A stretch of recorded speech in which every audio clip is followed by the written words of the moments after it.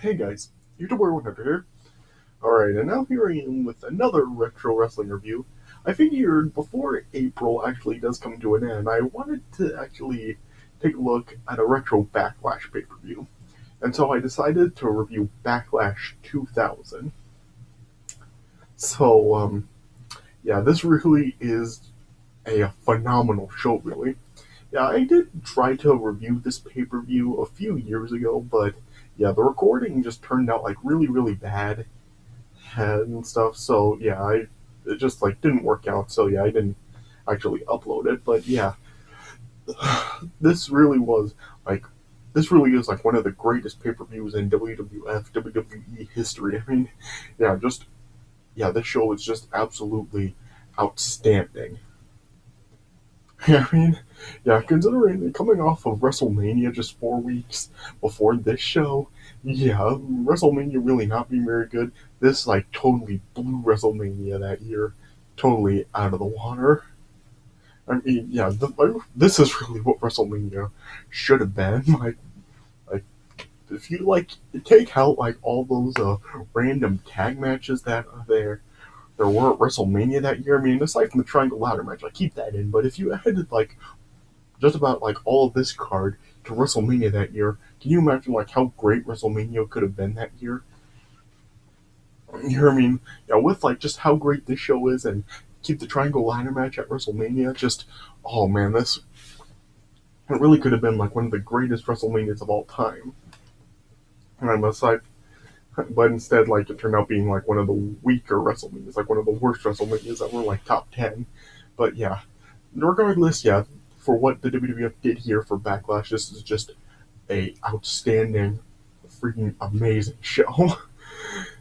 Oh yeah, I mean, yeah, like I said, it is like one of the best pay per views of like in the WWF WWE history, and yeah, it really was probably like the best pay per view of the year 2000. I mean, yeah, because I mean there were like some great shows.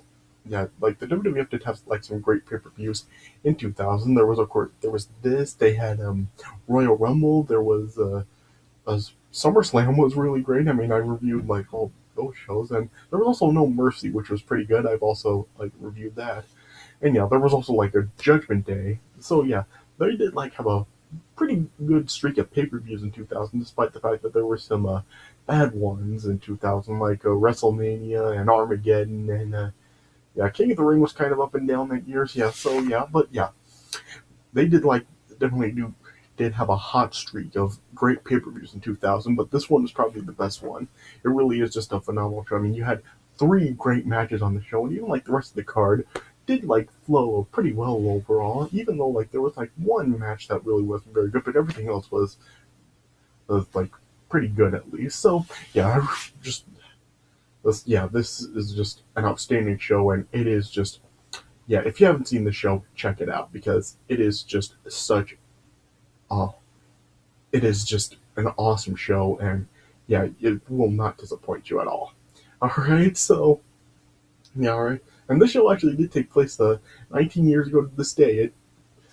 The show actually did take place on April 30th in 2000. So yeah, so funnily enough, it actually did take place 19 years ago on this day. So yeah, all right, but yeah, so let me just talk about the match card.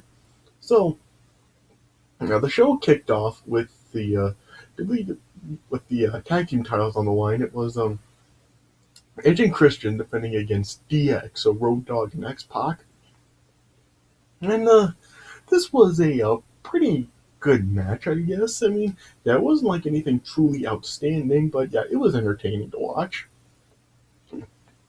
Like yeah, it was interesting to see like a heel versus heel match right here because yeah, both teams here were actually were like technically the heels here. So yeah, it was an interesting twist on it.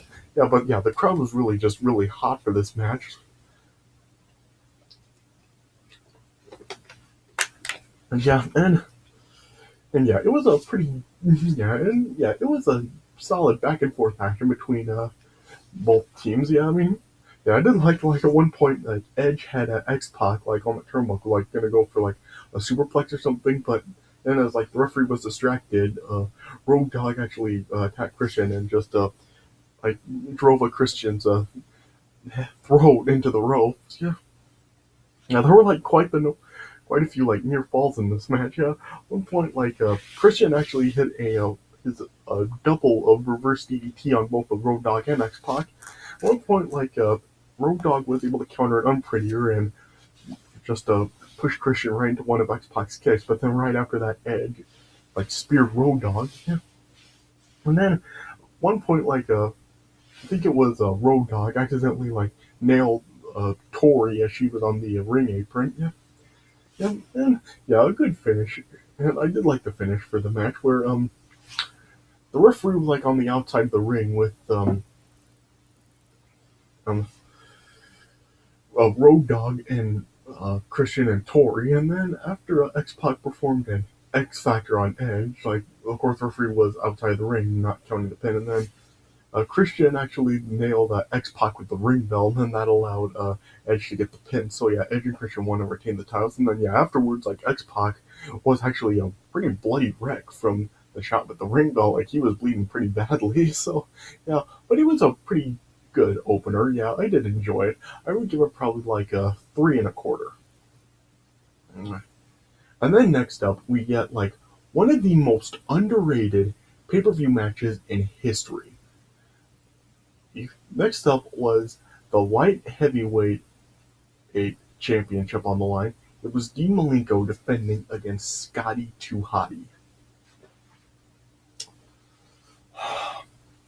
Why does it seem that back when they did have like the light heavyweight division at the time, not the cruiserweight division, but the light heavyweight division, it just seemed like nobody paid any attention to it, and it just got like so overlooked, especially with matches like this. I mean, I really don't hear anybody really talking about light heavyweight championship matches. I mean, yeah, they talk about like cruiserweight championship matches, whether it is in WCW or the WWF, WWE, but yeah, as far as like the light heavyweight division in the WWF, really just who really talks about it? I think it really does deserve more recognition, especially with these kinds of matches. Like matches like this just shows like how overlooked the division could be. This was freaking awesome. I mean, it's just sad. Like Dean Malenko, just his WWF run really was just like it got so overlooked because this match really just showed like how great Dean Malenko really was as a wrestler. I mean, they didn't call him Man of 1,000 Holds for nothing, and it just can be like such a shame at how like overlooked, like and really ignored Dean Malenko's run in the WWF WWE was, and even like Scotty 2 Hotty, he was really good here as well. I mean, now people of course like know Scotty 2 Hotty as a part of Too Cool, but as a singles competitor, like here, this is definitely like shows how good he really can be. This is definitely like Scotty 2 Hotty's best one-on-one match in his WWF career. Now, this was just such a freaking awesome match. I mean, some great back and forth technical action between both guys. Here, I did like how Scotty 2 Hotty did actually counter the Texas Cloverleaf and got it into like a worm. And yeah, it was just like so much counters in this match. A lot of near falls in the match. Like it was just like such a great back and forth match between the two. And then yeah, and I really did love the ending where Scotty 2 Hotty like tried to go for a superplex on Dean Malenko, but then like Dean Malenko actually ended up countering it and just hit like a midair DDT on Scotty 2 Hotty and got the win. That was such an awesome sight just to see Dean Malenko like counter a superplex like that. That was just absolutely awesome. And then yeah, Dean Malenko then got the win. So yeah, such a freaking shame how overlooked this division could get, and just Dean Malenko and like the light heavyweight division really does deserve more recognition because this just shows like how great it could get.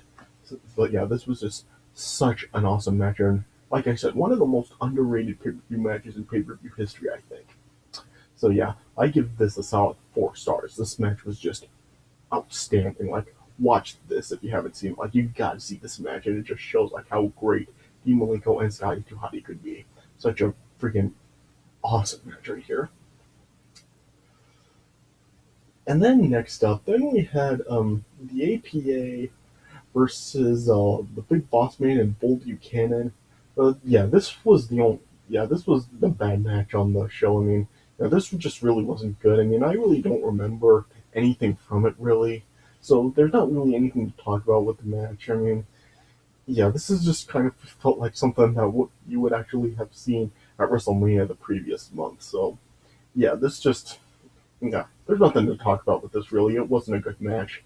Just yeah, Bull Buchanan and the Big Boss Man got the win in the end. So yeah, it just wasn't a good match. I would give it like I don't know, a star and a quarter, a star and a half, somewhere in there. But yeah, not a good match and nothing memorable at all. And then next up, then we got like a six-man match for the Hardcore Championship. It was Crash Holly defending against Hardcore Holly, the Hardy Boys, Tazz, and Perry Saturn. And yeah, this actually kind of reminded me of the Hardcore Battle Royal at WrestleMania because yeah, this match was actually like while there was like yeah, it was of course like hardcore once again, just like it was in the Hardcore Battle Royal at WrestleMania, but yeah, this match really was like a lot of fun, and it was really enjoyable to watch, and I really did enjoy it quite a lot. I mean, yeah, I mean, it was just like a lot of like some really good hardcore brawling in the match. Yeah, early on in the match, like all six guys were like fighting in the entranceway, and Crash and Matt Hardy were actually like climbing up like one of the structures for the staging. And then like Crash had been like ended up like falling down after he was like pulled down by the other guys, and then Matt Hardy then just like jumped off of the structure and onto everybody. So yeah, and then like then Crash then like got thrown by somebody through one of the structures for the set. So yeah, pretty violent stuff there. And yeah, it was just like a lot of violent brawling between with all six guys. Yeah, yeah, yeah. And then you had like the Hardy Boys, like of course like teaming up to take out like the other all the other guys, and then eventually like they ended up going at it, and like a hardcore Holly ended up like attacking Crash. Like before the match, like Crash was like just trying to talk to hardcore about like them working together, and then if it comes down to the two of them, then like may the better man win. But hardcore Holly wasn't having any of it. Like you saw like at WrestleMania in the Battle Royal, like hardcore was like constantly going after Crash, and that was the case here too. Like Hardcore Holly was like really targeting Crash. They weren't like working together in the match. Yeah, yeah, and yeah, just yeah, a lot of weapon use. There were like chairs and some cookie trays and trash can lids and yeah, some road signs. Like at one point, like a Taz had a crash in the Taz mission, and then Perry Saturn and then just nailed Taz with a stop sign. Yeah, yeah, and yeah, it was just like some just like all six guys going at it, some hardcore action, and then yeah, and then in the end, Crash Holly ended up getting the win after everyone was like fighting on the outside ring, and Crash ended up pinning Taz. So yeah, Crash ended up retaining the hardcore title. So yeah, this was a really fun, enjoyable match. I mean, yeah, it's not like anything like totally outstanding or anything, not a classic, but yeah, yeah, it was like a fun, enjoyable hardcore match. So yeah, I did enjoy it. So I give this match like a 3.5 stars. And then next up, after this, then we had Kurt Angle versus Big Show, and yeah, this was like during the time where Big Show was just like kind of like trying to have fun with himself. Like he was like this was like during the time where Big Show would like go to the ring like dressed as like a bunch of different characters. Like there was the time on SmackDown where Big Show dressed up as like Fat Bastard from Austin Powers, and he was like dressing up as some other superstars, also like Val Venus and other guys like that. Yeah, and then yeah, in this matchup, Big Show came out dressed as Hulk Hogan. Yeah, yeah, it was like pretty funny. Yeah, Big Show even like had a shirt that said "Showster" on it. Yeah, and then yeah, Big Show even like got on the mic and talking like Hulk Hogan. So yeah, Yeah, so this is actually like a comedy done right in the WWF. Like a lot of times, like the WWF just really does this stuff really wrong, where it just doesn't turn out to be funny at all, just really dumb.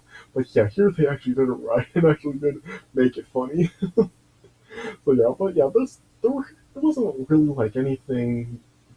Yeah, this really wasn't anything like too like it wasn't about like pure wrestling or anything. Like this match only lasted like a couple minutes. It was just used as like a comedy segment with like Big Show just being that character that he was at the time, just like having fun with himself, and then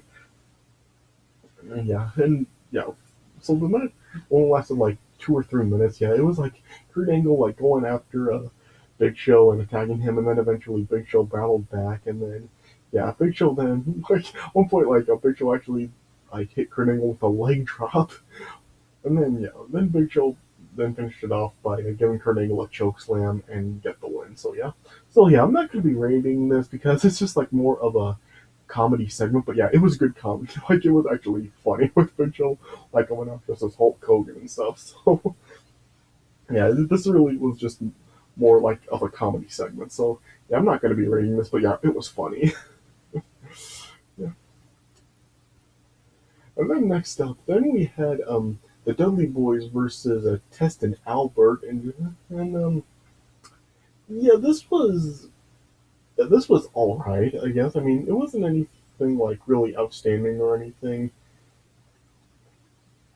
I mean, and yeah, I mean, it was just like kind of an average match. I mean, yeah, it wasn't like really like terrible like the other tag match was with APA versus both Buchanan and Big Boss Man, but yeah, this really just was kind of just a standard average back and forth match. I mean, yeah, the main thing going in this match was like that a storyline with like a Bubble Ray like seeming to like just be in a trance and whenever he did see Trish Stratus because and stuff like there were like times where like Trish was gonna go through a table, but Bubble Ray just like seemed to really be in a trance with Trish, and then like because like he just seemed to be in a trance that allowed like Tess and Albert to always like save Trish and attack the Dudleys. Yeah, and that was kind of the key to too. Like Trish, of course, like this was when like Trish was with Tess and Albert, like the TNA team. Yeah, and like Bubba would like be looking over to Trish and show at a few times in this match. Yeah, and yeah, like I said, it was just kind of a back and forth match. Nothing that memorable about it. But yeah, it wasn't terrible or anything. It was just nothing that memorable about it.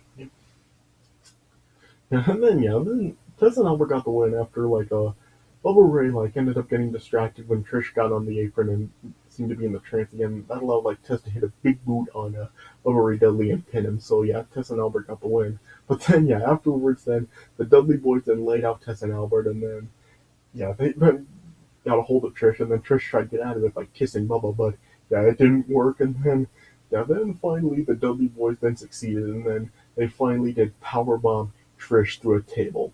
So that was an awesome moment right there to finally see them go. To finally see them like just put Trish through a table. This was during the time where the Dudley Boys were doing that to a lot of women. Like they did it to Lita, and they did it to Mae Young, and like at King of the Ring they did it to Tori, and they did it to Trish here. So that was awesome to see the Dudley Boys put Trish through a table like that, and it just seemed like Trish was dead afterwards. Like she was just totally motionless, and she had to be stretchered up and loaded into an ambulance.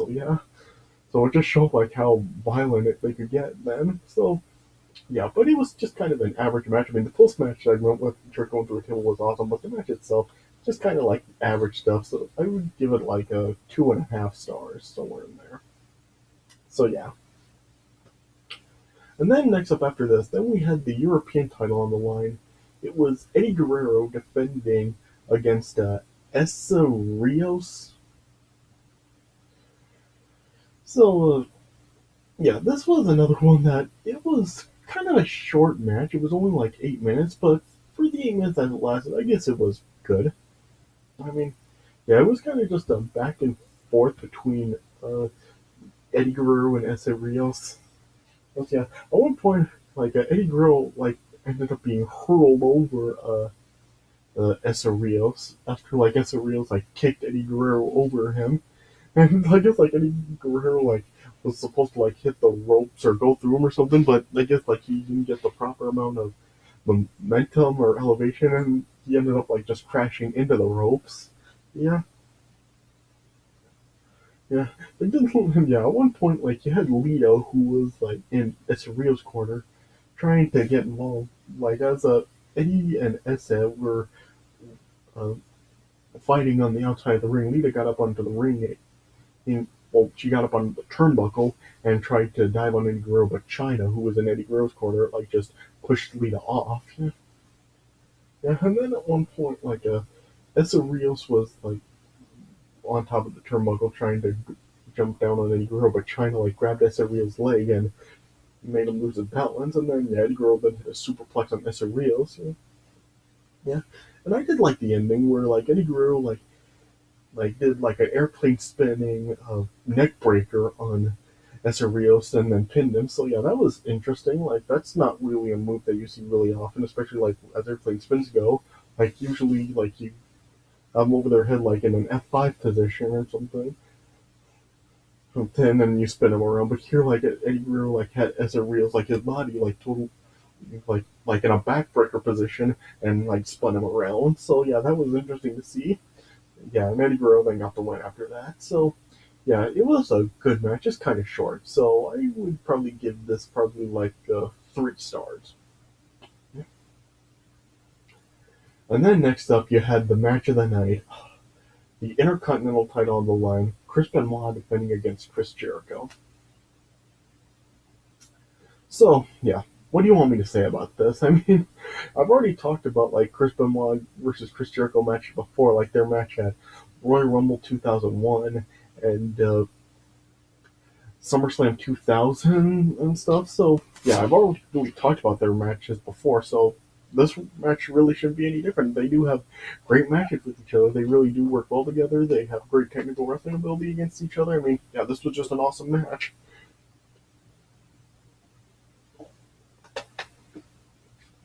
I mean, yeah, it was just like really great back and forth action between both guys.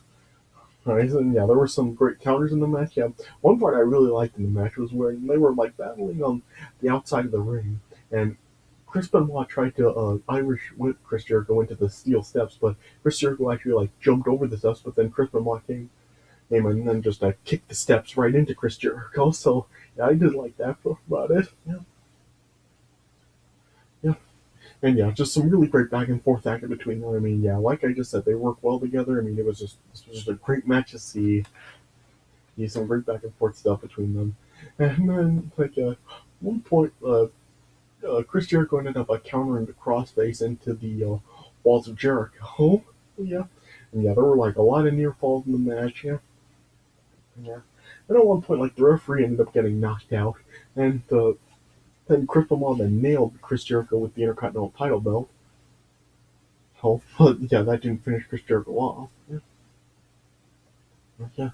And then yeah, the ending is like kind of a cop out though. Yeah, it's been like a yeah, it's just like Chris Benoit then like went for the diving headbutt on Chris Jericho, but yeah, as Chris Benoit came down, like Chris Jericho held the Intercontinental title belt up, and then yeah, Benoit hit the title belt, and so yeah, then the referee then like saw that and then called for the bell and disqualified Chris Jericho. So yeah, the ending kind of sucked with the disqualification finish. Yeah, and then afterwards, then Chris Jericho was just pissed about the decision, and he just attacked the referee and put the referee in the walls of Jericho. So yeah, so yeah, kind of so a crappy ending, but the match was just so freaking awesome. I mean, yeah, like I said, I mean, I've already talked about Benoit and Jericho matches in the past, so yeah, what else can I really say about it? Like they do have great matches with each other. So yeah, this was just an awesome match. Like check this match out if you haven't seen it before. Just yeah, beware of the crappy finish at the end, but the rest of the match is just really freaking awesome. So yeah, this is an awesome match, and I would definitely say this was the match of the night. I would give this like I don't know, 4.25, 4.5 stars. I don't know. You'll see my final rating down in the description, but yeah, this really was just an awesome, awesome match. So yeah, like in the 4.5 star range. All right. And then you get the main event for the WWF Championship. Triple H defending against The Rock with the special referee Shane McMahon. Oh man, this match was just, oh wow, what can I say?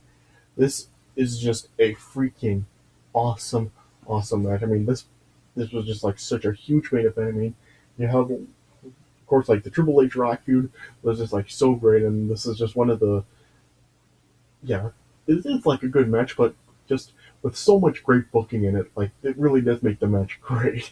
Like this match was just like booked so excellently. I said like at the start of this review that like a lot of like this pay per view really should have just been like the WrestleMania 4 weeks earlier, but this match in particular, this is the match that really should have happened at WrestleMania. Like instead of getting that fatal 4-way match that we got, this match here, this everything that happened in this match, this should have been the match that happened at WrestleMania. Just Triple H versus The Rock. They shouldn't have had Mick Foley and Big Show in the match. It should have just been what we had here. Triple H versus The Rock. And this match was just so freaking great.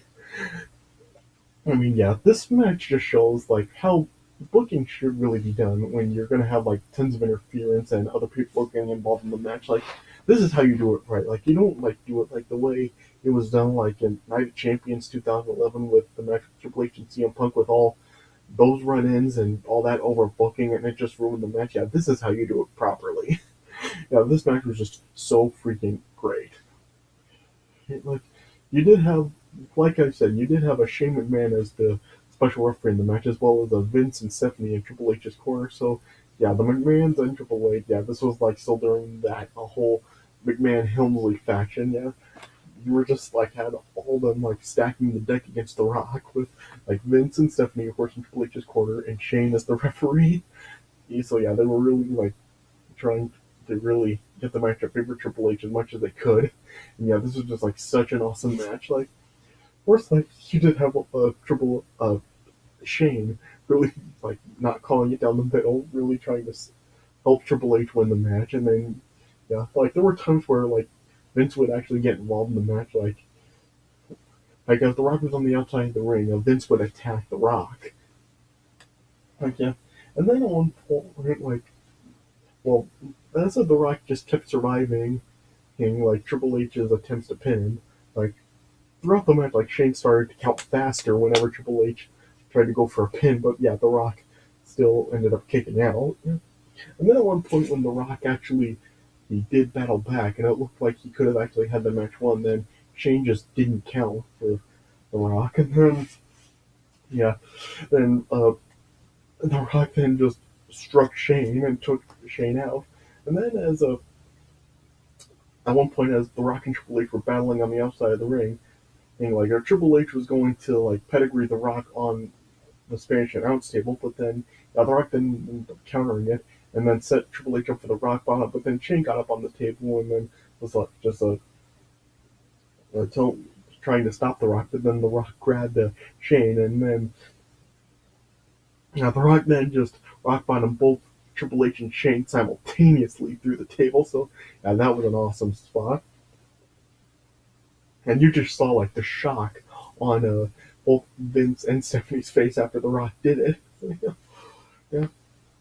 And then, yeah, then Shane, of course, was like taken out. The Rock and Triple H continued to battle back at each other. And then, yeah, Vince eventually ended up like getting into the ring. And then, as The Rock tried to go for Vince, then Triple H then just hit The Rock with a low blow and then a pedigree. And then, yeah, Vince then just like brought out Pat Patterson and Gerald Briscoe as referees. But The Rock still ended up surviving. And then, yeah, both then Triple H, Vince, Patterson, and Briscoe all then just teamed up on The Rock, then beat him down. Yeah, Vince actually then eventually then hit The Rock with a chair, but then you then had the match was advertised as Stone Cold was going to be in The Rock's corner, but yes, like Stone Cold was nowhere to be seen throughout the entire night. But then yeah, during this beatdown uh, with Triple H, Vince, Patterson, and Briscoe beating down The Rock. Then Stone Cold music then hit, and Stone Cold then came out. The crowd went nuts, and yeah, Stone Cold then like took out Patterson, Briscoe, and Vince. Yeah. Yeah, and also like he nailed Triple H with a chair also. Yeah, so yeah, Stone Cold evened out the odds for The Rock, and then you had a Linda McMahon coming out with Earl Hebner. Like this was like during the time where Earl Hebner was quote unquote fired as a referee. But yeah, uh, Linda McMahon brought Earl Hebner out. Stephanie got into Linda's face, and Linda just shoved Stephanie down. And then yeah, then The Rock then and hit a spinebuster and a people's elbow on Triple H, and then Linda McMahon then sent Earl Hebner in and to make the pin count, and then yeah, The Rock got the pin, and so yeah, then The Rock became the WWF champion. So yeah, and then so yeah, great moment with The Rock winning the WWF title. This is the moment that should have happened at WrestleMania. Like I said, everything that occurred in this match, this is what should have happened at WrestleMania 4 weeks earlier. And if this would have happened, WrestleMania that year could have actually been a good pay per view. And it could have been a good WrestleMania. So yeah, it sucks that it didn't happen, but yeah, at least we did get the moment here. And yeah, then we had like The Rock celebrating, and then yeah, Stone Cold then came out and like he came out in his truck and he towed out the DS Express that he demolished on the previous episode of SmackDown. Came out and like toast the title belt and celebrated with The Rock. So yeah, so a great moment with The Rock winning and Stone Cold coming back and yeah, celebrating with The Rock and all this. So yeah, this was just one of the yeah, it just is like one of the biggest main events ever, and just yeah, it just shows like the way to really just book a match right when you're gonna have like all this interference in it because yeah, this is just like such an awesome match and yeah, it just yeah, like I just said, like overall like the in ring action it was good, but the booking for this is really just what made it just an awesome match. So you really got to check this match out if you haven't seen it. It just shows like how you can really overbook a match in a sense, but still do it the right way.